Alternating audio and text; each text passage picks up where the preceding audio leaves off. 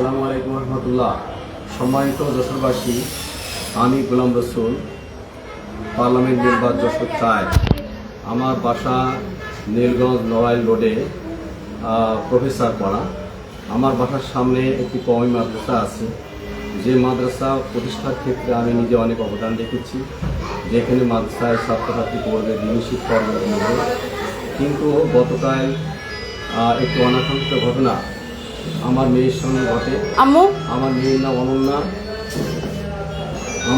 নাম অনন্যা। সে এখন সখিনা মেডিকেল কলেজে 3rd ইয়ারে পড়ে। সে দীর্ঘদিন ধরে অসুস্থ। 2018 সাল থেকেই সাইকিয়াট্রিক রোগে সে আক্রান্ত এবং 2020 সাল থেকে তার প্যানক্রিয়াস ড্যামেজ হয়। প্যানক্রিয়াসের কারণে নিয়মিত তাকে হাসপাতালে ভর্তি করা লাগে। প্রতি মাসে প্রায় একবার তাকে হাসপাতালে ভর্তি করতে হয়। আবার সাইকিয়াট্রিকের কারণে সে মারাত্মকভাবে অসুস্থ থাকে। অনেকগুলো সাইকিয়াট্রিক ডাক্তার আমি দেখাইছি, কিন্তু এখনও সে পরিপূর্ণভাবে সুস্থ হতে পারেনি। অনেকবার তাকে আইসিইউতে রাখতে হয়েছে।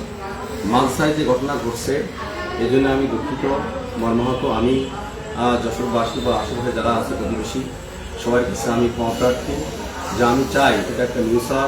আমরা সহনশীলভাবে আমরা এলাকায় বসবাস করতে চাই। কারোর প্রতি আমার রাগ নাই, কারোর প্রতি আমার কোনো দুঃখ বেদনা না, কারোর প্রতি আমার ক্ষোভ নাই।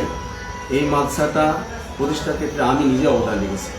সম্মানিত যশোরবাসী, সকালে শুধুমাত্র আমি ওদেরকে বললাম যে যারা মাদ্রাসায় লেখাপড়া করে, এই গার্ডিয়ানদেরকে একটু ভিতরে রাখলে ভালো হয়, বাচ্চাদেরকে ভিতরে রাখলে ভালো হয়।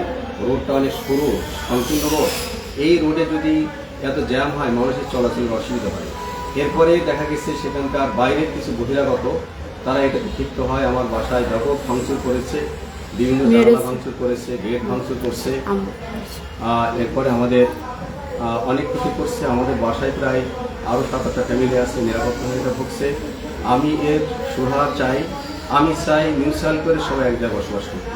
সম্মানিত যশোরবাসী, আমার মেয়ে যে সাইকিয়াট্রিক আক্রান্ত এবং তার যে প্যানক্রিয়াসের সমস্যা আছে, ডাক্তারদের প্রেসক্রিপশন আমি দিয়ে দিচ্ছি। লাইভে দেখাই দাও, ক্লোজ করো, আমি দেখাচ্ছি।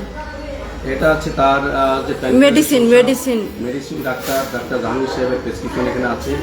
সেই পর্যন্ত 3 বার তাকে আইসিইউতে ভর্তি করতে হয়েছে। একেবারে। আবার আমাদের এখানে সাইকিয়াট্রিক ডাক্তার, একজন ডাক্তার প্রেসক্রিপশন আমার কাছে আছে, আপনারা সবাই দেখতে পারেন। আমি এটাও বলেছি যে আমার মেয়ে অসুস্থ, তাকে মেরেন না। তাকে অনেকবার মেরেছে, তার আঙ্গুলে একটা ভেঙে গেছে, তাকে ব্যাপক মারপিট করেছে। আমি বারবার বলছি যে আমি তাকে নিয়ে যাচ্ছি। আমার ওয়াইফ আশরা শারমিন কিনা গতকাল সন্ধ্যায় তারপরও আক্রমণ করেছে এবং সে নির্যাতিত হয়েছে। যশোরবাসী, আমি সবাইকে সালাম দিয়ে আমার বক্তব্য শেষ করছি। ওইগুলো যে ইন্ডিয়ান প্রেসক্রিপশন আছে হায়দ্রাবাদ এআইজি হাসপাতালে নেওয়া হয়েছিল। সে হাসপাতালে প্রেসক্রিপশন আমার কাছে আছে। প্যানক্রিয়াসের কারণে, প্যানক্রিয়াস ড্যামেজ হওয়ার কারণে তাকে হায়দ্রাবাদের এআইজি হাসপাতালে নেওয়া হয়েছিল। সে হাসপাতালের আছে, দেখেন। সম্মানিত দর্শকবাসী, আমি এখনো ওইগুলো রিপোর্ট সবগুলো দেখা দাও। রিপোর্ট আছে এখানে, ড্যামেজ প্যানক্রিয়াসের রিপোর্ট আছে, প্যানক্রিয়াসের রিপোর্ট আছে সেখানে। ওই যে আল্ট্রাসাউন্ড রিপোর্ট, ওই যে দেখি ওইটা না, আরেকটা আল্ট্রাসাউন্ড রিপোর্ট আছে, ওই যে এই ফাইলের ভিতরে আছে। ওইটা আছে, আরগুলো এখন খুঁজে পাওয়া যাচ্ছে না। ঠিক আছে, না, সাথে আরেকটা প্রেসক্রিপশন অবশ্যই দেখাতে হবে। আমাদের এই যে এটা প্যানক্রিয়াস, এই যে নিচে লেখা তার প্যানক্রিয়াস ড্যামেজ এবং সাইকিয়াট্রিক রোগী।